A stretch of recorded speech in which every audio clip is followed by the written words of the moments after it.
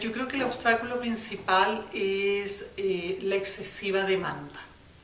En un país como Chile, donde no existe la figura de un ombudsman y en donde el Estado no provee de servicios legales a la población para proteger sus derechos fundamentales, instancias como el Observatorio u otros organismos de derechos humanos somos la única posibilidad que tienen estas comunidades que cuentan con recursos muy exiguos para poder, en definitiva, acceder a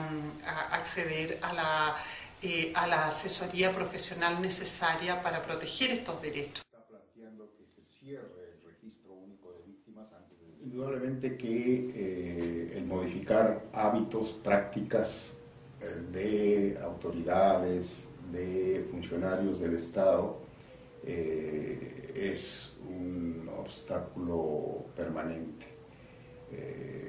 Pareciera que recién cuando se promueven sanciones es que hay un nivel de respuesta a buscar corregir estos comportamientos.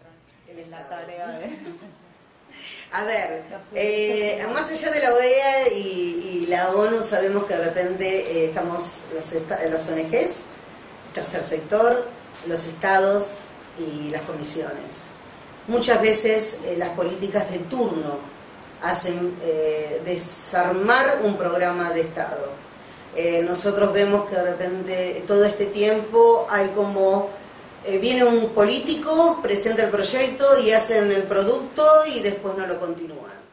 ¿Qué obstáculo principal que ustedes enfrentan en esta labor? Mira, a nivel religioso los prejuicios son muchos, los mitos también son muchos, los tabúes son demasiados.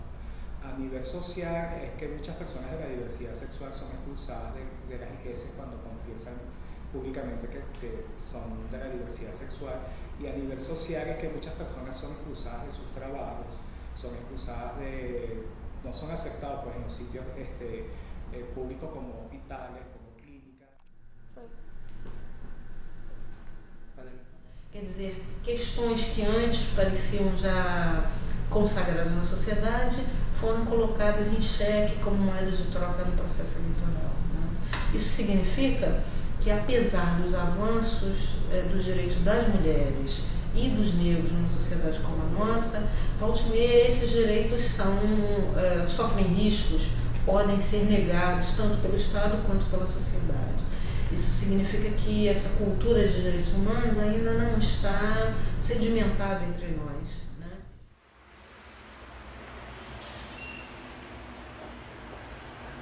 Terminar de crear una institucionalidad de derechos humanos que sea capaz de recepcionar el derecho internacional de los derechos humanos, y en ese sentido el ombudsman es clave, pero también la reforma a la Constitución en lo que tiene que ver con las acciones para la defensa de los derechos humanos, y un segundo elemento es la generación de condiciones para una cultura de derechos humanos. En esta labor. Sin duda el mayor obstáculo es el nivel de naturalización que tienen estos estereotipos y estos prejuicios a todos los niveles, que genera a nivel del sistema político las dificultades para ver que existe un problema, que hay que trabajar contra la discriminación, que hay que aprobar leyes, hasta los problemas en el sistema educativo, para el manejo de la discriminación en el salón de clase y la reproducción de estereotipos en los medios. Ese es el gran problema. Sí, hay avances. Sí, poco a poco hay avances. Necesitamos, antes que ley del matrimonio, etcétera, necesitamos una educación que sensibilice al general de la población, a nosotras mismas y a nosotros mismos, para tener la identificación que tenemos ciudadanía plena, y en segundo lugar, la capacidad de decir, sí, yo siendo así, soy una ciudadana y tengo derecho a exigir que me respeten, ¿no? Son dos pasos previos. Y el problema que tiene la Argentina en relación a la aplicación de los derechos humanos es su estructura federal. En tanto, las administraciones y las justicias de las provincias no se consideran obligadas por los tratados internacionales. Y los mecanismos de control del Estado federal sobre las administraciones locales, provinciales, son muy ineficientes, prácticamente son inexistentes.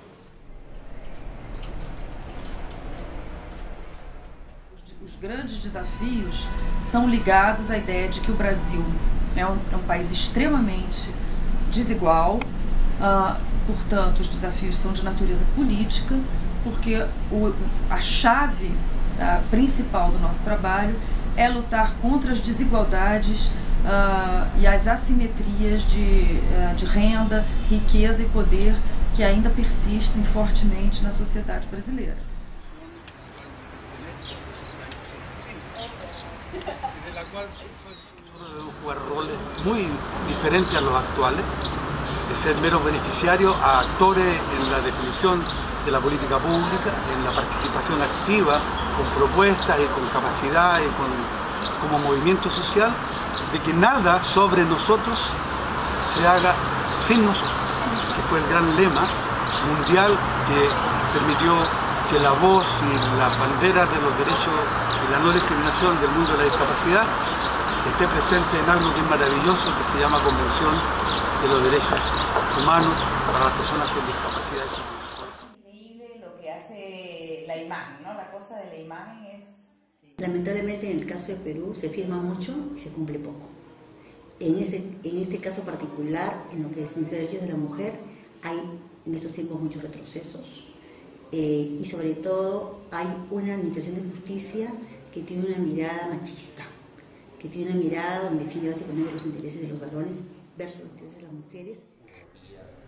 Una atención médica integral, que es lo que el personal que presta servicio de salud, que en el caso de los servicios de infectología en Venezuela, pues no hay mayor inconveniente a nivel de discriminación, porque bueno, son personas, médicos, médicas, enfermeras, enfermeros, muy sensibilizados con el área. Pero todo la estructura del sistema público de salud desconoce los derechos de sus usuarios. Nuestro vocabulario está tan impregnado de discriminación. Hablamos de pagar en negro, por ejemplo, hablamos de este tema está oscuro, este asunto está negro, no lo entiende. Es decir, es necesario ir con paciencia, ir señalando nuevas formas de rescatar el valor humano. Permanente, no somos agenda y no está en el tapete. Los gobiernos intervienen y a veces intervienen desde negar la existencia de una política, también es negarla, ¿no? También es una política. Bueno, nosotros seguimos trabajando arduamente porque creemos que no es casual que 300.000 uruguayos y uruguayas estén en condiciones muy diferentes al resto de la sociedad. Digo, cuando hablamos para que se lo lleven. Bueno, uno de los obstáculos más grandes tiene que ver con la incapacidad de la clase política de entender que sus concepciones religiosas, que pueden ser muy legítimas, no pueden ser puestas sobre el tapete a la hora de legislar, a la hora de hacer política pública, a la hora de definir, desde el punto de vista legislativo, igualdad, a la hora de reconocer igualdad, de reconocer derechos. Aquí hay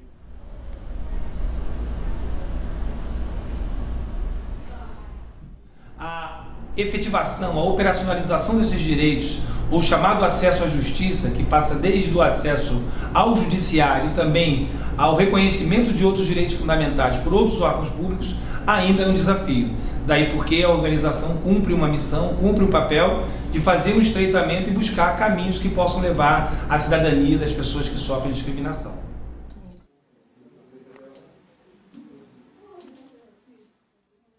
Somos una región todavía con mucha fuerte y presencia colonialista, entonces hay mucho racismo y discriminación y entonces encontramos que muchas veces se deslegitima la acción que uno emprende, pero cada vez más se van ganando espacios porque felizmente la gente va cambiando, los tiempos van cambiando. En ese sentido hay mucha esperanza. Con la Fundación Soros tenemos cooperación, es la lucha contra la impunidad. La impunidad que, como digo, viene ligado a esa dificultad para que determinados sectores sociales puedan acceder al sistema de administración de justicia. Las personas que no tienen recursos para pagar un abogado privado, las personas que no tienen la posibilidad de utilizar mecanismos de influencia dentro del sistema. Yo creo que el desafío más grande, y en eso creo que estamos todos, los que trabajamos en el ámbito de derechos humanos, son los cambios sociales y culturales. Y nosotros trabajamos mucho en el tema legislativo, porque también entendemos que las leyes cambian y educan a la gente. Típico prejuicio, en fin. Y bueno, y lo que hacemos es que en el fondo estos 36 huequitos, lo que nos falta es tener mecanismos que prevengan y que castiguen los actos discriminatorios. Y en ese sentido estamos trabajando hace muchos años porque el Parlamento apruebe la famosa ley que establece medidas contra la discriminación, que ha tenido altos y bajos durante los últimos 5 años en el Parlamento, y que al parecer hoy día estamos más cerca de que se apruebe.